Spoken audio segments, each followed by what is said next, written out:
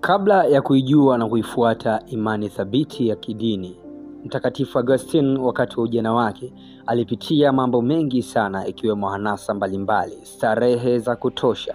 Hakumjua Mungu kabisa. Hasa Mtakatifu Agostino aligubikwa na wingu zito la kushikilia imani ya kipagani.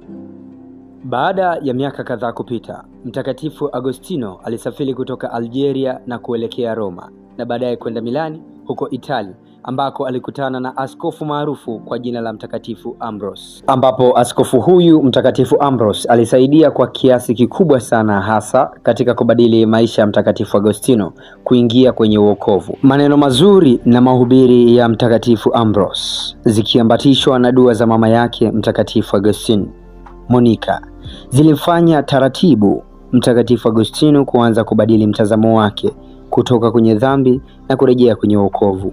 Hapa nikimaanisha kwamba Mtakatifu Agostino alianza kuachana na mambo ya ajabu, ikiwemo ulevi, uasherati na dhambi nyingine kadha wa kadha, na kurejea nyumbani mwa Mungu. Siku moja mnamo mwaka 386, wakati Mtakatifu Agostino akiwa katika bustani, alisikia sauti ya ajabu ya mtoto ikisema, "Twaa usome."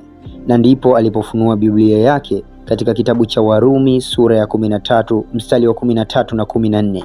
Na ndipo alipogundua kuna umuhimu wa kubadili mwenendo wake kutoka kwenye maisha ya dhambi na kumrejea Mungu wake. Na ilipofika Pasaka ya mwaka 387, Mtakatifu Ambrose alimbatiza Mtakatifu Agostino na kuanza mwanzo mpya wa maisha.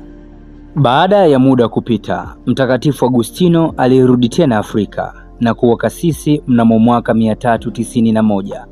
Na ilipotimu mwaka 396, Mtakatifu Agostino akawa askofu wa Hippo, ambapo kwa kipindi hicho alitumia muda wake vema katika kupinga na kukemea mafundisho ya uongo. Hii inadhihirika kupitia vitabu vyake kadha wa kadha alivyoviandika kuhusu falsafa, teolojia na tafakari za kiroho.